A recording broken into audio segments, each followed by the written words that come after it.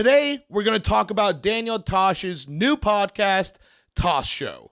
It's a little bit different than other podcast launches, and there's a good reason for that. Hello, and welcome to Catching You Up with Nadav.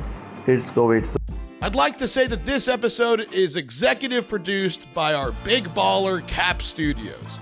If you'd like to be a Big Baller executive producer, then go ahead and click the link in the Patreon description below and figure out how you could support this show.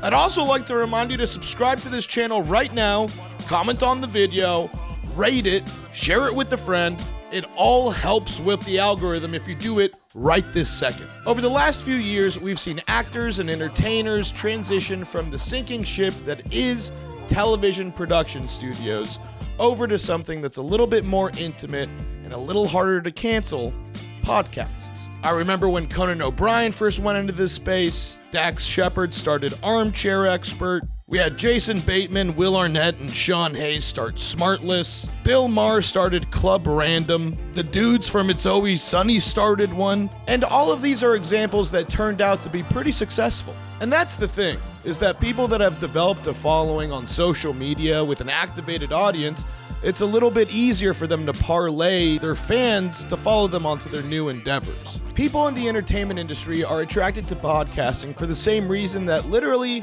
everyone and their mother is interested in starting a podcast. The overhead cost is significantly lower than starting a TV show. There aren't any bosses. The approval process is pretty much one or two people saying like, yeah, sure, let's do that. And the crew size has dwindled from a TV show that needs 100+ people to make it operate to now you have a team of 5, sometimes one person running every fucking thing of your podcast. What makes podcasts charming and intimate isn't the production value. It's the ability to be a fly on the wall during a conversation that's intimate between two people where you're a big fan of either one or both of them. Here's the thing that's interesting though. A lot of people that come from the TV world and try and get into podcasting, they take a lot of old habits from TV production studios and apply it to podcasts, which in all honesty, I'm not opposed to. Podcasting is still so young, and there's more than 9 ways to skin a cat. Is that how that goes? There's more than 1 million ways to skin a cat? That seems like too much. There's between 9 and 1 million ways to skin a cat. And podcasting shows you that that is true. There are people that start podcasts that are already a fan of podcasts. So they take that as their example and mimic that and apply it to their premise. However, there's people that come from different industries that don't watch podcasts. So their approach to it is going to naturally be different than podcasts that you've already seen. To me, that's interesting as fuck. But all it takes is someone thinking a little bit differently and saying, well, this is the podcast that I'd want to watch. And then that yields a new different type of show. And all that does is make every other podcast try to get better at what they do. We are the ones that benefit from that, the audience. These days, you have some higher effort podcasts that are being put out with better production value, with hints reminding you of a television watching experience. Cool, they have a neat set. Oh wow, they have the lighting really dialed into this show. These camera movements are pretty insane. It kind of reminds me of The Office. Daniel Tosh had one of Comedy Central's most popular TV shows.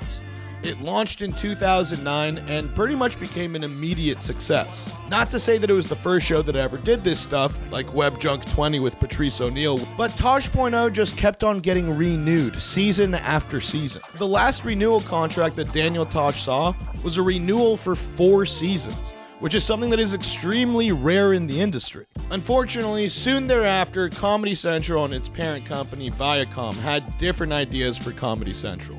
Animation reboot-based direction, which to me is pretty fucking stupid. And you might be thinking, why?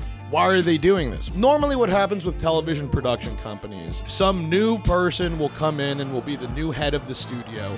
They cancel every project that their predecessor had worked on, and they start from scratch. They hold on to the few things that they like, and they use that as the new direction for the channel. With that in mind, let me set the record straight about what happened over at Comedy Central. Okay, they offered me a pile of cash to break my contract, and I did. The end. Comedy Central. My, how the mighty have fallen. There are so many memories I have that formed from watching Comedy Central. The first Comedy Central roasts. Watching South Park. By the way, that's animated, so that's still on Comedy Central. So many legendary comedy sets that are imprinted in my brain. I remember when they used to air Windy City Heat on non-stop. And that is one of the best fucking movies in my top 5 that I've ever seen. And now, you don't know where the fuck to get it. But look, it's getting away from me. Congratulations, South Park, on your 26th season of being on Comedy Central. You guys are still fucking great and as funny as ever. And you guys are literally the best thing to happen to Comedy Central. But 26 seasons, fuck. So fast forward to present day, and Daniel Tosh has launched his own new podcast called Tosh Show. Immediately, I wanted to joke about how it rhymed with his previous Tosh.0, but unfortunately for me, that was the first opening minutes. Welcome to Tosh.0. Nope, wrong show. All right. Welcome to Tosh Show. I'll be honest, sounds very similar. It's almost as if we're intentionally trying to be confusing. Yep. I just wonder if he'll make that same joke on the first episode of his travel show, Tosh Point Go. Or if he'll make that joke on the first episode of his new rap show, Tosh Point Flow. Actually, what am I thinking? If anything, he's gonna make that joke on the first episode that he's doing about consent. Tosh no means no. Okay, those were really fucking lame, but I had to get that out of my system because I am a grandpa at heart. So I'm watching this first episode of Tosh Show, and I'm actually excited about how they're handling and approaching this podcast launch. Now, granted, I haven't watched Tosh.0 probably since I was in late high school, early college, but it seems like they're taking their favorite aspects from that show and putting it into this podcast. So although they're recording in a small rented office or someone's bedroom, they have branding on the walls with some accent lights, they have some SM7B microphones, and it's just a sit down talk where they're across from a table. So it's very traditional podcast format in that sense. And then, of course, you can also hear the producer laughing off camera, which is a trend that I'm honestly not sure how this started in the podcast industry, but personally, I can't stand it. This laugh sucks! Get that guy off the show! Daniel Tosh's first guest was his wife's gynecologist. A lot of podcasts, when they launch, will try and get as big of guests as possible. This way, they cross over as many audiences as they can and pretty much just get as many impressions as possible. You're coming for the guest, but maybe you like the host? Fucking see what's up, dude. And although that model is great for launches, it is very difficult to sustain it. Plus, I'll argue that there are only so many big name guests that you can get with an activated audience where they'll actually follow that guest onto your podcast. Granted, I'm not saying that that doesn't exist, it definitely does. But if you start burning through those people in the beginning, you're gonna start getting people that are big guests, but they don't have an activated audience. However, if your strategy is to get people on that are objectively interesting people that people don't know about, that's an untapped and seemingly bottomless pool of guests that you could call on. Because if what you've done is created a show that is guest dependent, you're then forcing your audience to make a decision because they are now not watching your show because of you, the host. They're watching your show because of your guest.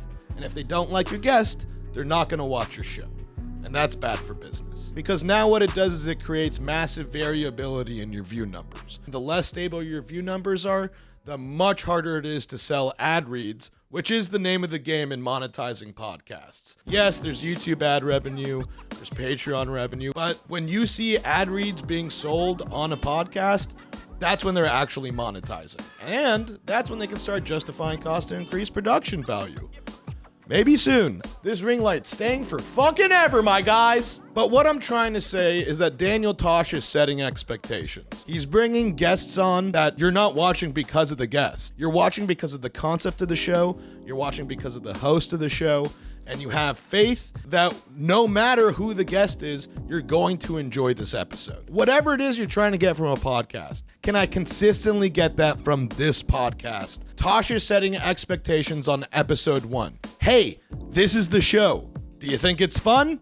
See you next week. And let me say right now that that is one of the most perfect models for a podcast. What if you're a dude that hates women and you're like, oh, I hate vagina. I don't want to fucking learn about that. That's a hot take that someone can have. That's probably really fun at parties. But really, the gold standard for podcasts is a podcast that requires 0 guests. It's one person talking to a camera, maybe 2 people talking into a camera, and you're on board no matter what. As I'm recording this, the first episode of Tosh Show has north of 1 million views on a YouTube channel that's brand new and has nothing else on it. That is wildly impressive. Now, of course, there are shows that have broken the mold and have just gotten exponentially huge really fast right out the gate. But the Tosh Show is very interesting so far. It seems like Tosh is creating this new podcast with co-creator of Tosh.0 and longtime friend Eddie Gosling. Who knows how many people are involved in the production of this show, but I will say that it did start off with somewhat of a written opening monologue, which is definitely different for podcasts, except for the Adam Friedland show. And that makes me wonder if this podcast has a writer's room, which would be absolutely fucking wild. But another thing that you shouldn't forget is that Daniel Tosh is a stand-up comedian and has the ability to write himself. Another interesting thing to note is that the first episode is about 40 minutes, and you can tell that it's heavily edited, which is something I have no problem with at all. They're approaching this podcast like a TV show. Let's record for 2 hours, cut it down to a really fucking tight, solid 30 to 35 minutes, and then bookend it with an intro and an outro. We got a fucking good show. And the questions that Tosh is asking his wife's gynecologist are actually pretty entertaining, fun, and I'm learning a lot about vaginas. Medical question. Is it possible to make any girl squirt? Define squirt. What's the appropriate amount of weight a woman should gain during a pregnancy? If you're 105 to start, 25. Oh, 25, he says. In a pinch, could you do an abortion? I could. You also are the GYN for Pete in here's wife, Sam. Yep. So you've seen Sam's vagina and my wife's vagina. Whose is better? Also, now would be a great time to remind you to subscribe to this channel. Comment on the video, rate it, share it with friends. It all helps the algorithm. And also, I've posted the audio of this onto audio platforms now, so feel free to listen and subscribe to wherever you listen to audio podcasts. On the day that I recorded this, which was 3 days ago, the first episode had already surpassed 1 million views. And Tosh released the second episode of his podcast today with the fastest, most legless man alive. It has my seal of approval. I would say that this is worthy of adding onto your Tuesday lineup. It's less than an hour. It's a fun listen or watch. I'm also finding his layout interesting. There's Tosh Show branding all over the place. He's using single shots. He has an interesting way of showing two people at the same time. He has an interesting way of intersplicing media when they're watching or even just talking about it. Although it reminds me more of Twitch and other streaming platforms, the graphical layout, honestly, I don't mind it. We're experimenting, dudes. It doesn't make it unwatchable? No. Is it bad? I don't think so. Is it good? Debatable. But also, is it keeping me from enjoying the show? Suck my dick. No, it's fine. It's good. Now, some people might think that the podcast world is a little too saturated and there's no room for new podcasts to come in. I disagree with that sentiment quite a bit. The podcast world is filled and saturated with the types of shit that you've already been seeing. New players are coming in, trying out new formats, and I'll tell you what, there's fucking room for innovation in podcasting. And if you don't think that, you're fucking dumb. What we're seeing is people that aren't part of the traditional podcasting industry and are bringing over the bells and whistles that they learned from their other trades into this world. We are seeing the format evolve, which I don't know what your thoughts on that are. I find it exciting. Will these new bells and whistles translate into podcasting? Maybe. Is it going to create podcasts with new formats that you've literally never seen before? Absolutely. And that's pretty fucking exciting. All these podcasts trying to become better and outdo each other is only going to benefit one group of people the most. Us, the consumers of podcasts. We're going to get bigger and better podcasts, and that's exciting. And I have news for the people that don't like newbies entering the podcast industry. What you're doing is called gatekeeping, which is probably one of the most unattractive features that anyone can ever have. I guarantee that you're not fun at parties or in relationships. And if people like you were around when evolution started, we'd all still be monkeys or tadpoles or wherever the fuck we came from. Let things change, pivot, evolve, learn to like new things. Yeah, dubstep sucked, but other stuff came from that. And another benefit of celebrity newbies entering the podcast industry is that the big money and advertisers will follow them here. That's the most exciting thing about podcasting to me. The big money isn't even fucking here yet. Sure, you might see a couple cans of Budweiser's hard seltzer on some sort of podcast, but where the fuck is Coca-Cola? Where is McDonald's? Where is Apple? Businesses with gigantic marketing budgets don't even understand the reach that some of these podcasts have. And when they do, this shit's gonna get real fucking wild. And if you disagree with that, what I'd like to remind you is that during the last few seasons of Friends, every single cast member was making $1 million an episode. $1 million an episode.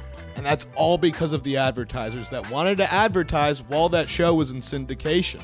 And that money isn't in podcasting yet. People are not getting paid $1 million an episode yet. And that was between 6, 7 friends? Imagine a podcast that has 1 or 2 people on it. It's gonna get dumb. Back to the actual show. Tosh then concluded his first episode with just doing plugs for his dates, and then also doing a quick read for his own clothing company, which I found pretty endearing. Boyswearpink.com. It's a clothing line I started for toddlers because I have a little boy and I like to dress him in pink and then have everybody go, oh, you have a beautiful girl. And I'm like, why? Because he has pink on? I just start a real hostile conversation in front of my son. And the day that I recorded this, Tosh Show had released its second episode. And it's already at about 100K views, and it's a fun one. And his guest was Blake Leeper, a Paralympic world record sprinter with no legs. And I'm sure most people that saw this, they were like, I have no idea who the fuck Blake Leeper is, but I want to watch the second episode of Tosh Show. He was asking a Paralympic athlete with no legs all the questions that you would want to ask him. What's more frustrating, being born without legs or being a black man in America? Ooh. If you take a knee during the national anthem, is it controversial or is it like, hey, give the guy a break, he doesn't have any legs?